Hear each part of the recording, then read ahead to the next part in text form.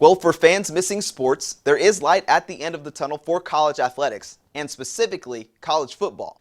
The SEC plans to allow athletes back on campus June 8th, and the Big 12 okayed football activities starting June 15th as part of a three-phase plan.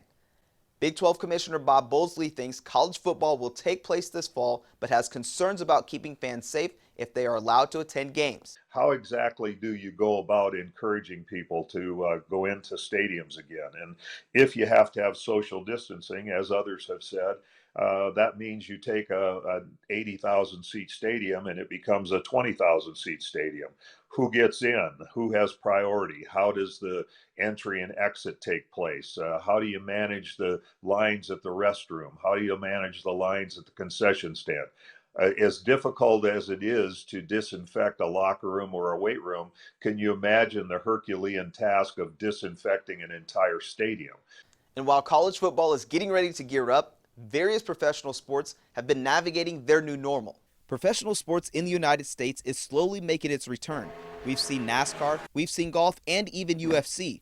But all of those sports were without fans.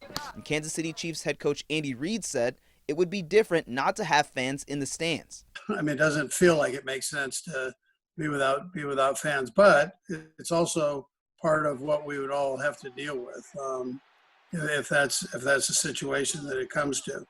My hope is that we can get everybody back out there and we can have a stadium full of people and we can go and everybody can stay safe. And that's probably the most important thing. Well, it is the most important thing as we go forward. The big concern for the upcoming season is, will players be fully ready to go?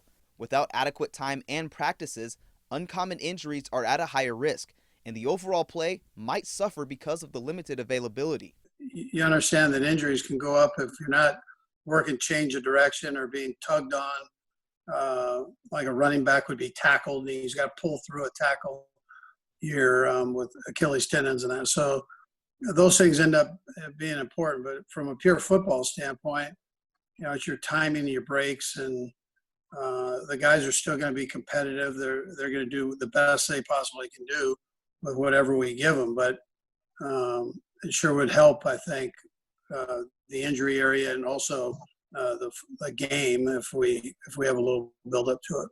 So despite what has been a challenging offseason, Big Red has been pleased with how his team has responded and said that they're in a good place. We've had 100% participation, and they're cranking. I mean, they're going, and I've been very happy with that, their approach to it.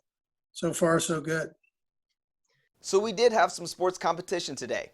Down in Florida, it was Tiger Woods, Peyton Manning, Phil Mickelson, and Tom Brady all played in a four-person charity golf game appropriately titled The Match, Champions for Charity, which raised $20 million for coronavirus relief.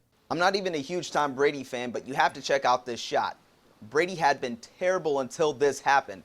Brady holed out on 7, and he needed this shot because even in the rain, he looked bad enough to get grief from on-air golf superfan Charles Barkley.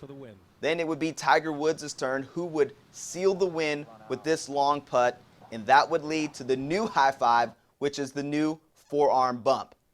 So in the end, it will go down as a one-up win for Tiger Woods and Peyton Manning over Phil Mickelson and Tom Brady. Well, that's a look at sports. We'll be right back.